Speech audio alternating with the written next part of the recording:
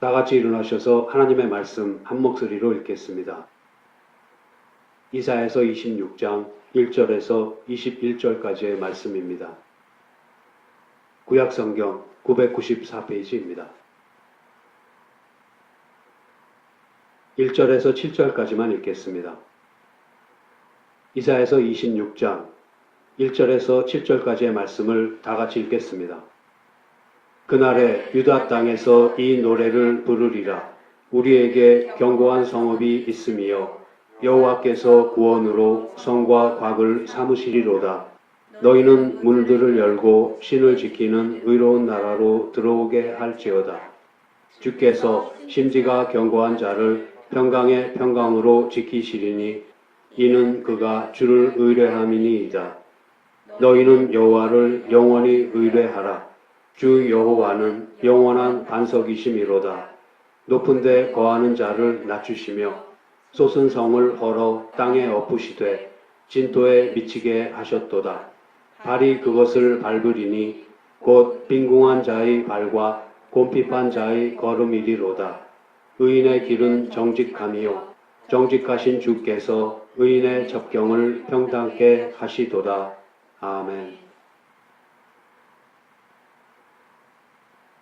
지난 24장과 25장에서 불리워진 노래가 오늘의 본문이 있는 26장에서도 계속되고 있습니다.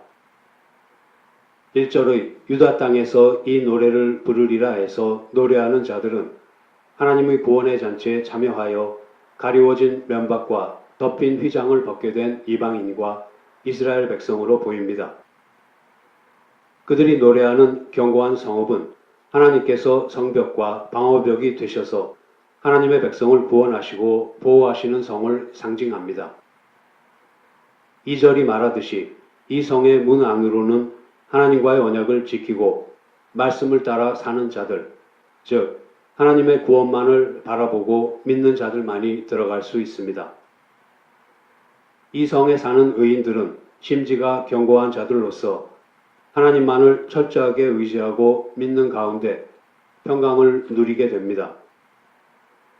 5절의 높은 데 거하는 자들은 하나님을 대적하고 하나님의 백성을 핍박하며 나라를 죄악으로 황폐하게 만드는 자들을 가리킵니다. 하나님께서는 이들을 마지막 날에 멸절시키실 것입니다. 솟은 성은 높은 데와 함께 하나님을 대적하는 모든 악한 세력을 상징합니다. 하늘을 찌를 듯한 높이 치솟은 성의 모습은 그 오만과 적대성을 잘 드러내고 있습니다. 그러나 솟은 성은 빈궁한 자와 곰핍한 자, 곧 하나님을 반석으로 삼고 의지하는 백성의 발에 밟히게 됩니다. 여기서 세상 나라를 상징하는 솟은 성은 1절의 하나님 나라를 상징하는 견고한 성읍과 대조되고 있습니다. 하나님께서는 무너진 솟은 성을 밟은 하나님의 백성의 걸음을 평탄한 의인의 길로 인도하실 것입니다. 8절에서 이사야 선지가 하나님께서 심판관으로서 속히 임하시기를 기다리는 것은 하나님의 백성이 압제에서 벗어나기를 바랄 뿐만 아니라 악한 자들이 하나님의 의를 깨닫게 되기를 원하기 때문입니다. 그러나 안타깝게도 악인들은 하나님의 엄위하심을 알지 못하며 죄 때문에 심판을 받아도 바른 길을 배우지 못합니다. 이사야 선지는 12절에서 어두운 유다의 현실 너머로 승리를 바라봅니다. 하나님께서 하나님의 백성에게 평강을 베푸실 것이며 그들을 온전하게 하실 것입니다. 이전에도 하나님께서는 이스라엘의 대적들을 멸하셨고 한때 강력한 군주들이 다스렸던 나라들을 역사에서 사라지게 하셨습니다. 그 가운데서 하나님께서는 오히려 이스라엘을 번성하게 하셨습니다. 과거 다윗과 솔로몬 시대의 번영을 기억에 떠올리는 듯 하던 이사야 선지는 이제 현실로 돌아옵니다. 징계 가운데서 하나님의 백성이 할 수 있는 일은 전적으로 하나님만을 의지하고 하나님의 도우심을 간구하는 기도밖에는 없습니다. 비록 17절에서처럼 해산의 고통을 겪는다고 해도 반드시 하나님께서는 승리의 기쁨을 주실 것이라는 확신을 가지고 믿음을 잃지 말아야 합니다. 18절의 잉태하고 고통하였을지라도 낳은 것은 바람 같아서 라는 표현과도 같이 아무것도 낳지 못하는 여인의 상고가 이스라엘의 실패를 나타내고 있습니다. 그러나 거듭되는 환난과 징벌로 말미암아 사망의 그늘에 있던 하나님의 백성에게 하나님의 생명이 부어집니다. 19절에서 이사야 선지는 죽은 자들은 살아나고 우리의 시체들은 일어나리라는 부활의 믿음에 대해 말합니다. 오직 하나님의 능력으로 이 일이 이루어질 것을 바라보고 있습니다. 죽은 자들이 하나님의 최종적 승리의 잔치에 참여하는 것을 바라봅니다. 20절에서 이사야 선지는 하나님께서 자기 백성을 불쌍히 여기셔서 그들을 진노에서 건지실 것을 바라보며 잠깐 숨으라고 합니다. 그것은 21절에 나오듯이 하나님께서 땅의 악한 거민을 심판하시고 자기의 백성을 구원하시기 위해서 곧 오실 것이기 때문입니다. 이사야 선지는 26장에서 소순성이 무너지고 이스라엘이 완전한 회복을 받을 때까지 인내해야 하며 하나님의 최종적 구원과 부활을 믿음으로 기다려야 한다고 외치고 있습니다. 그리고 그렇게 완전한 회복을 받을 때까지 인내해야 하며 하나님의 최종적 구원과 부활을 믿음으로 기다리며 소망하는 가운데 살아가는 사람들을 심지가 견고한 자들이라고 부르고 있습니다. 오늘의 주제는 심지가 견고한 자입니다. 오늘의 본문 3절 주께서 심지가 견고한 자를 평강의 평강으로 지키시리니 이는 그가 주를 의뢰함이니이다 해서 심지가 견고하다는 것은 견고한 마음을 가리키며 하나님만을 굳게 붙잡고 의지하는 마음의 상태를 나타냅니다. 이에 대해 시편 112편은 이렇게 말하고 있습니다. 저가 영영이 유동치 아니하며 의인은 영원히 기념하게 되리로다. 그는 흉한 소식을 두려워 아니하며 여호와를 의뢰하고 그 마음을 굳게 정하였도다. 그 마음이 견고하여 두려워 아니할 것이라. 그 대적의 받는 보응을 필경 보리로다.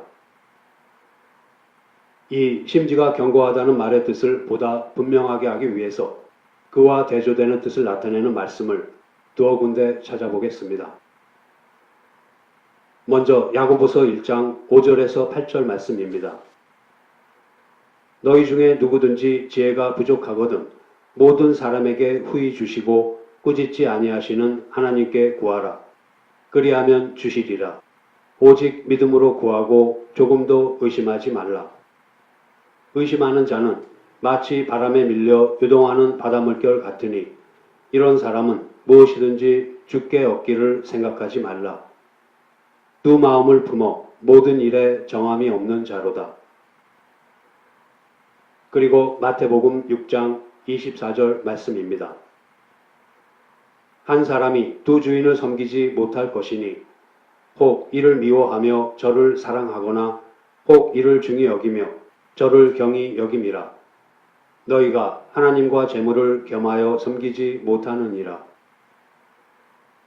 야고보서의 말씀이나 마태복음의 말씀 모두 둘로 나누인 마음에 대해 경고하고 있습니다. 이렇게 볼 때에 심지가 견고하다는 것은 한 마음, 나누이지 않은 마음 또는 한결같은 마음을 나타내는 것으로 이해할 수 있을 것입니다. 그러면 심지가 견고한 사람의 한 예로 우리가 잘 아는 구약의 인물인 갈렙을 들어보겠습니다. 갈렙은 이스라엘이 출애굽할 때 애굽에서 나온 사람들 중에 하나였으며 여호수아와 함께 가나안을 정탐한 12 정탐꾼 중의 하나였습니다. 여분네의 아들 갈렙의 조상은 그니스 족속입니다. 그니스 족속은 에서의 후손인 에돔 족속의 한 부족이었습니다. 이처럼 갈렙은 그니스 사람 헤벨이나 모압 사람 룻 그리고 여리고성의 기생 라합처럼 이방인으로서 하나님의 언약 공동체에 들어온 사람 중에 한 사람입니다. 이 사실은 단지 혈통으로가 아니라 믿음으로 하나님의 언약 공동체에 소속된다는 것을 말해주고 있습니다. 갈렙은 이방인의 혈통으로 유다 공동체 안에 들어왔을 뿐만 아니라 하나님을 경외하며 진실하며 불의를 미워함으로써 하나님 앞과 사람 앞에서 인정받는 유다 지파의 지도자로 세워졌습니다. 하나님께서는 그때나 지금이나 동일하게 혈통이나 육에 속한 것이 아니라 오직 믿음으로 하나님의 백성을 삼아 주시는 것입니다. 갈렙이 여호수아와 더불어 헤브론을 정탐할 때에 그의 나이는 40세였습니다. 가나안을 정복할 수 없다고 한 나머지 동료 정탐꾼 10명과는 달리 갈렙과 여호수아는 여호와께서 함께 하시니 능히 그 땅을 취할 수 있다는 보고를 합니다. 이에 하나님께서는 온전히 하나님만을 따르고 의지하는 갈렙에게 그가 발로 밟는 땅을 영원히 그와 그의 자손이 소유하게 하겠다고 모세를 통해 약속하셨습니다. 마침내 10명의 정탐꾼의 말에 귀를 기울인 이스라엘 백성은 가나안 땅으로 진격하라고 하신 하나님의 명령에 불순종합니다. 그 벌로 이스라엘 백성은 정탐일 40일의 하루를 1년으로 계산한 40년간의 광야 생활을 해야만 했습니다. 갈렙은 결국 정탐 전 2년 동안 시내산에 머물렀던 시기를 제외한 38년간을 더 진노받은 백성들과 더불어 광야에서 연단받는 생활을 하게 된 것입니다. 그래도 그는 한마디 불평이나 원망도 없이 하나님께 순종했습니다. 마침내 당시 20세 이상의 출애굽한 백성들이 광야에서 다 죽자 그동안 광야에서 태어난 2세들을 포함한 나머지 백성들을 이끌고 가나안 땅을 정복하러 여호수아와 함께 진격합니다. 갈렙은 여호수아와 더불어 가나안 땅 정복 전쟁의 선봉장이 되어 수많은 전쟁을 치렀습니다. 그리고 그의 나이 85세 때에 여호수아에게 하나님께서 약속하신 대로 헤브론 산지에 거주하고 있는 거인들인 아낙 자손을 물리치게 해주기를 요청합니다. 여호수아 14장 10절에서 12절 말씀입니다. 이제 보소서 여호와께서 이 말씀을 모세에게 이르신 때로부터 이스라엘이 광야에 행한 이 45년 동안을 여호와께서 말씀하신 대로 나를 생존케 하셨나이다.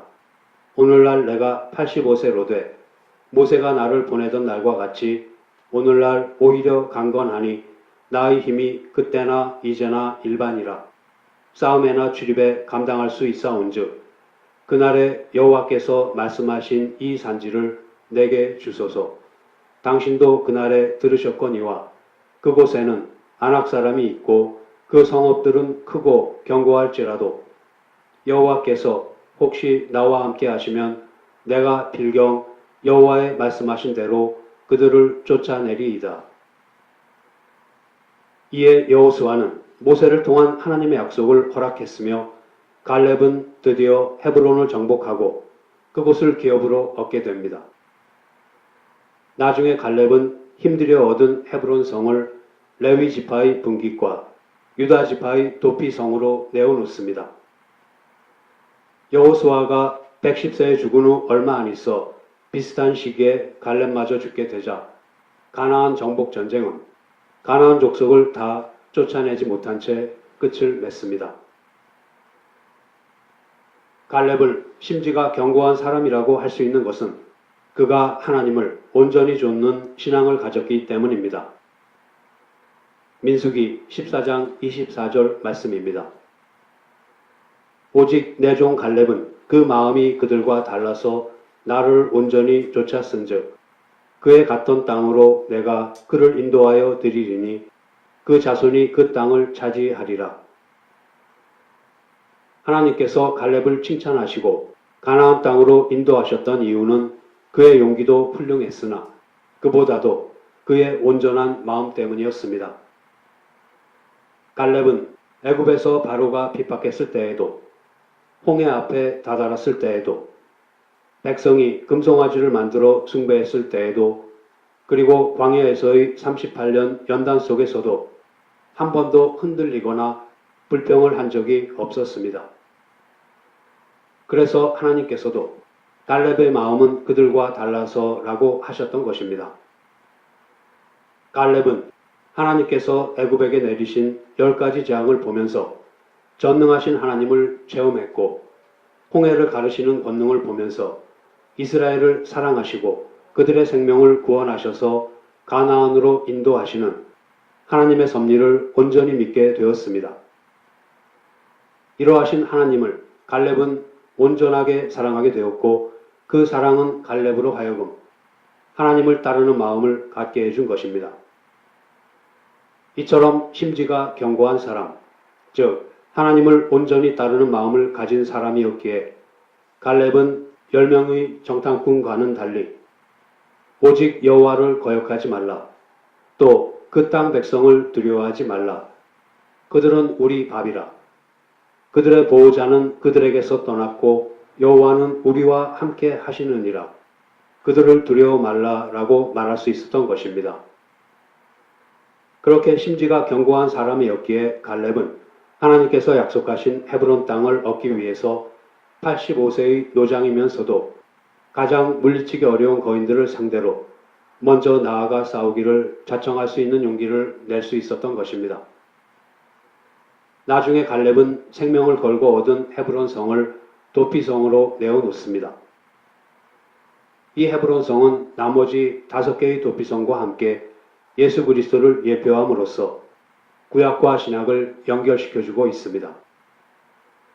갈렙이 이처럼 구약의 성도들과 신약의 성도들을 연결시켜줄 수 있는 구약의 한 신앙이로서의 사명을 잘 감당할 수 있었던 것은 그가 심지가 견고한 사람이었기에 가능한 것이었습니다. 그런데 오늘의 본문 3절의 심지가 견고한 자는 신약성경 마태복음 5장에 나오는 8복 중에 하나인 마음이 청결한 자는 복이 있나니 저희가 하나님을 볼 것이미요에서 마음이 청결한 자와 같은 말입니다.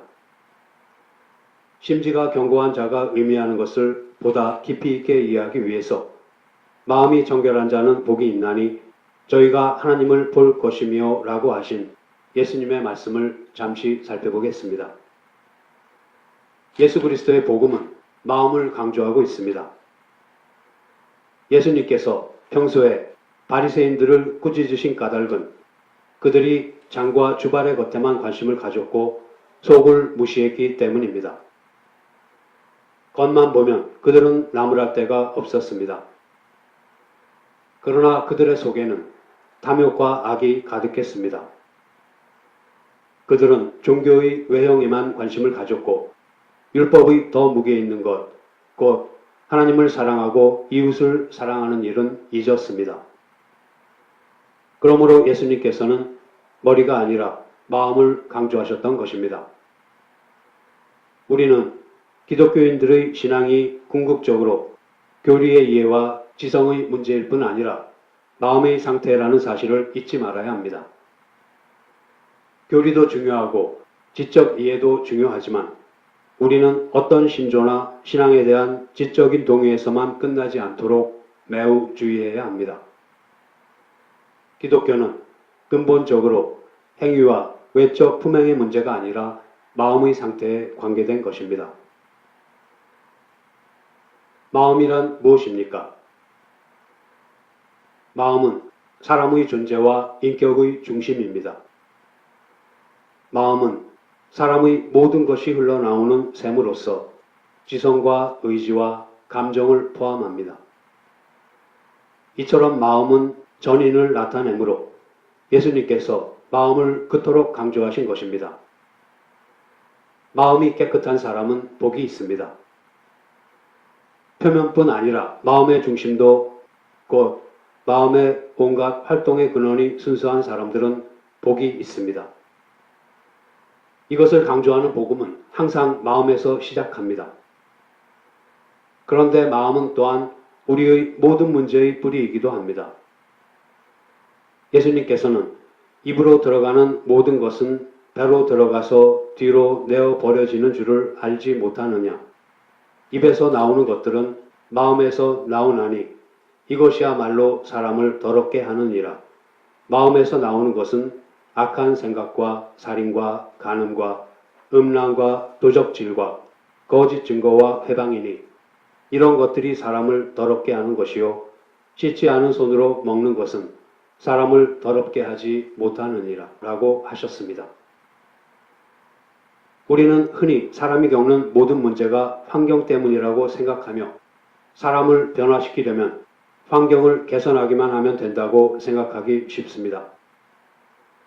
그러나 사실은 그렇지 않습니다.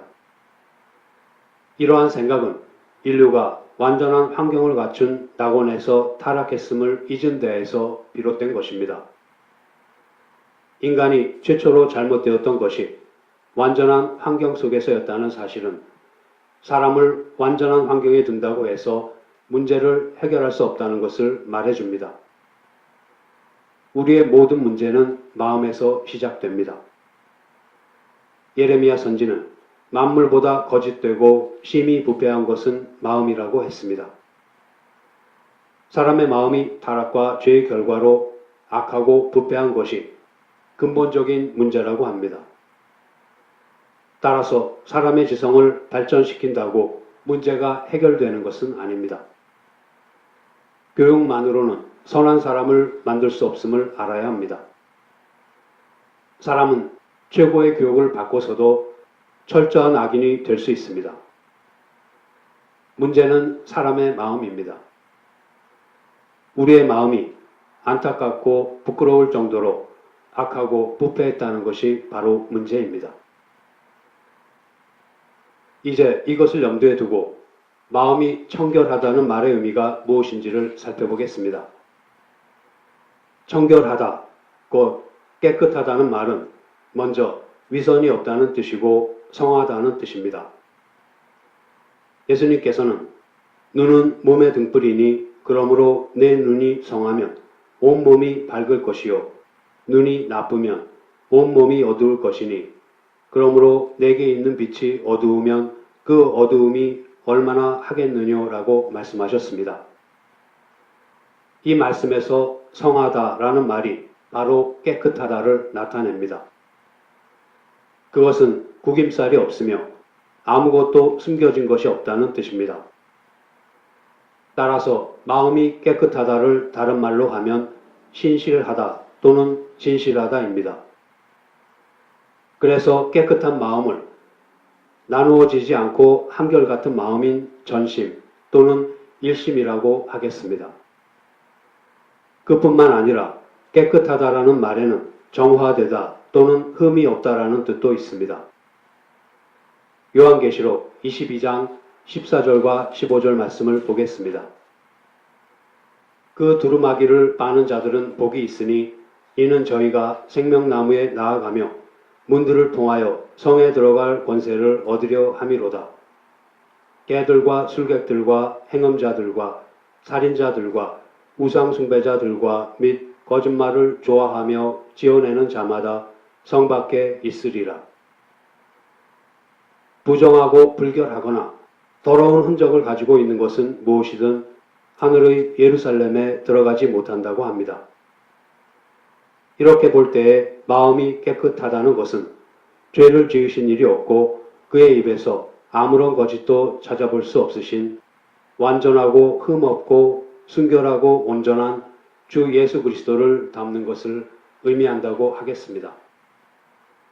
마음이 깨끗하다는 것은 내 마음을 다하고 목숨을 다하고 뜻을 다하여 주 너의 하나님을 사랑하라 하는 가장 크고 으뜸이 되는 계명을 지키는 것입니다. 예수님께서는 마음이 청결한 자는 복이 있나니 저희가 하나님을 볼 것이며 라고 하셨습니다. 우리는 주님을 닮으려고 하는 사람만이 하나님 앞에 나아갈 수 있으며 그 앞에 머무를 수 있다는 것을 알고 있습니다. 그러므로 우리가 하나님을 볼 수 있기 위해서는 마음이 깨끗해야 하는 것입니다. 그런데 하나님을 본다는 말의 진정한 의미는 무엇입니까? 우리가 육신의 눈을 가지고 하나님을 보는 것이 가능하다는 뜻입니까?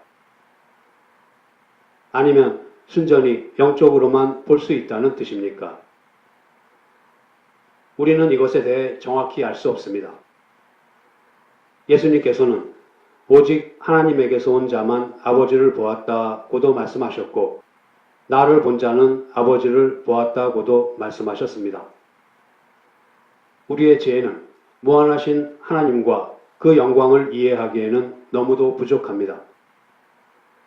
그러나 한 가지 분명한 것은 마음이 깨끗한 자는 하나님을 볼 것이다 라는 약속을 가지고 있다는 점입니다. 그리고 우리는 이 약속 역시 하나님께서 우리에게 주신 다른 약속들과 마찬가지로 지금 이 땅 위에서 부분적으로나마 성취되고 있다는 것을 압니다. 그렇다면 어떤 의미에서는 우리가 지금 이 세상에서도 하나님을 볼 수 있다고 말할 수 있을 것입니다. 적어도 하나님을 알려고 한다는 의미에서, 하나님께서 우리와 함께 하신다는 의미에서, 그리고 우리가 하나님과 교제를 나눈다는 의미에서는 하나님을 본다고 할 수 있지 않겠습니까? 비록 우리가 지금은 거울로 보는 것 같이 희미하게 하나님을 보지만 때가 되면 얼굴과 얼굴을 대하여 볼 것입니다. 사도 요한은 요한일서 3장 2절과 3절에서 이렇게 말하고 있습니다. 사랑하는 자들아, 우리가 지금은 하나님의 자녀라. 장래에 어떻게 될 것은 아직 나타나지 아니하였으나 그가 나타내심이 되면 우리가 그와 같을 줄을 아는 것은 그의 계신 그대로 볼 것을 인함이니, 주를 향하여 이 소망을 가진 자마다 그의 깨끗하심과 같이 자기를 깨끗하게 하느니라. 우리가 하나님과 얼굴을 마주 대하는 날이 멀지 않았습니다. 그날이 오면 우리는 온전히 하나님을 즐거워하며 하나님의 영광스럽고 영원한 임재 가운데에서 살게 됩니다. 그날에 대한 준비를 우리는 이 땅에서 사는 동안 깨끗한 마음을 갖는 것으로 하고 있는 것입니다. 그러면 어떻게 우리의 마음은 깨끗해질 수 있는 것입니까?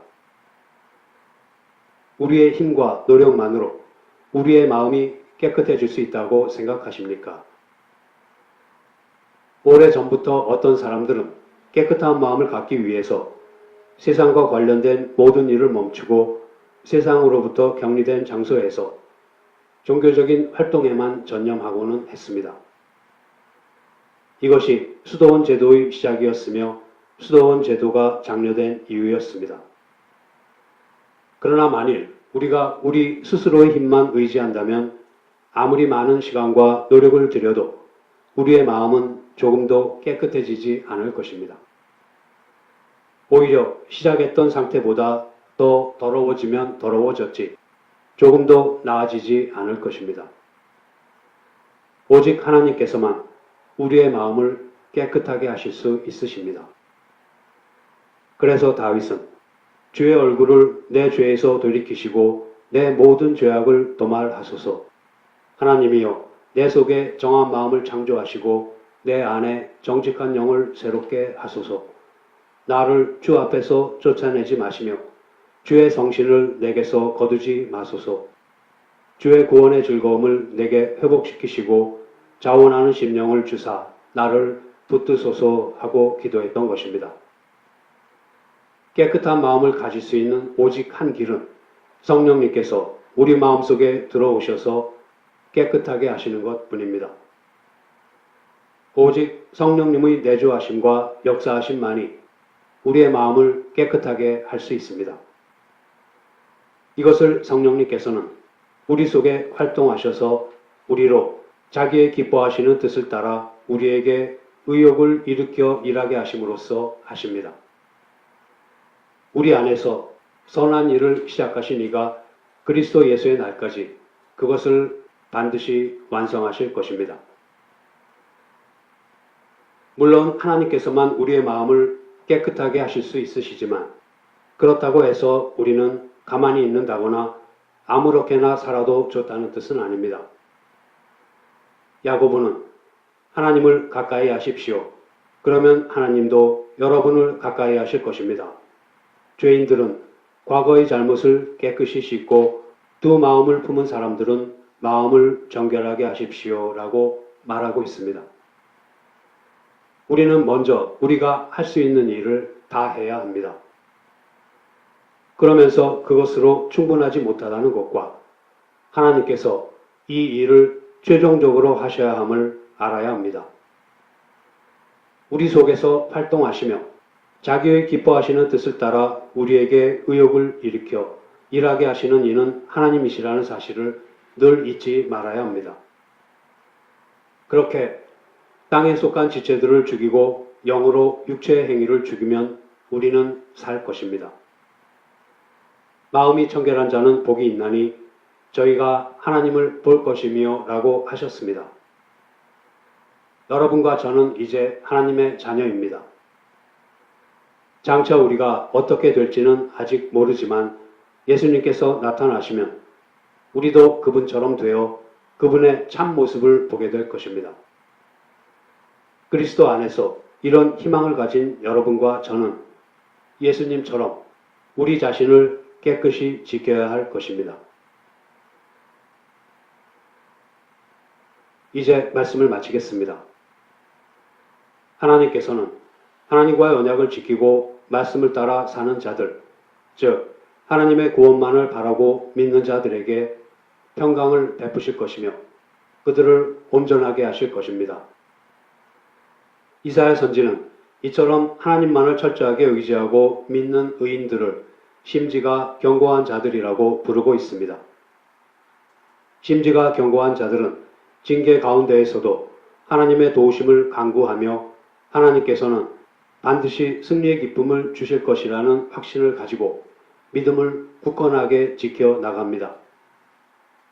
이사야 선지는 오늘의 본문에서 죽은 자들은 살아나고 우리의 시체들은 일어나리라는 부활의 믿음을 통해 죽은 자들이 하나님의 최종적 승리의 잔치에 참여하는 것을 바라봅니다. 이처럼 하나님의 최종적 구원과 부활을 믿음으로 기다리며 소망하는 가운데 그 소망을 가지고 부지런히 살아가는 사람들이 바로 심지가 견고한 자들입니다. 우리는 견고한 심지를 가진 구약의 인물들 중에서 갈렙에 대해 살펴보았습니다. 하나님을 온전히 따르며 여호수아와 함께 가나안 정복 전쟁에 앞장을 섰던 갈렙은 노년에 어렵게 얻은 헤브론 성을 유다의 도피성으로 내어놓습니다.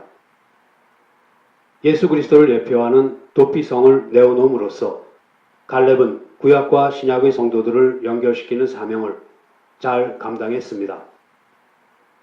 갈렙으로 하여금 그렇게 할 수 있게 한 것은 다름이 아니라 그의 견고한 심지였습니다. 예수님께서는 심지가 견고한 자를 마음이 청결한 자로 나타내시면서 팔복 가운데 마음이 청결한 자는 복이 있나니 저희가 하나님을 볼 것이며 라고 하셨습니다. 심지가 견고한 자, 곧 마음이 청결한 자의 특징 중에 하나는 율법 아래 있지 않으나 율법을 지킨다는 것입니다. 늘 하나님의 법에 따라 살며 그 법을 지키는 데 관심을 가지고 있습니다. 그리고 심지가 견고한 자, 곧 마음이 정결한 자는 늘 하나님 앞에 있는 자신을 인식하는 사람입니다. 그는 그가 행하는 모든 것을 하나님께서 보시기에 좋은 대로 하려고 노력합니다. 그는 먹고 마시고 입는 것에 대해 염려하지 않습니다. 그것들이 중요하지 않다는 것이 아니라 주요 관심사가 아니라는 뜻입니다. 주요 관심사는 하나님과의 관계이지 환경의 문제가 아닙니다. 또한 심지가 견고한 자, 곧 마음이 정결한 자는 하나님을 두려워함으로 행하는 사람입니다. 경건함과 두려움으로 하나님 앞에 나아가며 일상을 그와 같은 태도로 살아가는 사람입니다. 성도 여러분, 우리가 다 반드시 그리스도의 심판대 앞에 드러나야 한다는 것을 염두에 두고 늘 육신과 자기를 부인하여 심지가 견고한 자로 살아가는 저와 여러분이 되기를 소원합니다. 기도하시겠습니다. 하나님 아버지, 오늘 주신 말씀을 통해서 주님의 자녀된 자들은 마음을 견고하게 하여서 완전한 회복을 받을 때까지 인내하며 주님의 최종적 구원과 부활을 믿음으로 기다리며 소망하는 가운데 굳건히 살아가야 한다고 가르쳐 주셨습니다. 연약한 저희들이지만 이 가르침을 잘 붙들어서 주님만을 굳게 붙잡고 의지하는 견고한 마음으로 한결같이 주님을 섬기게 하여 주시옵소서. 마음을 깨끗하게 하여서 진정으로 죄를 지으신 일이 없고 그의 입에서 아무런 거짓도 찾아볼 수 없으신 완전하고 흠없고 순결하고 온전한 주 예수 그리스도를 닮게 하여 주시기를 간절히 원합니다. 그리하여 늘 주님의 법을 따라 살며 언제나 하나님의 눈앞에 있음을 인식하고 살아가며 항상 주님을 두려워함으로 살아가는 저희들이 되게 하여 주시옵소서. 우리 주 예수 그리스도의 이름으로 기도드립니다. 아멘.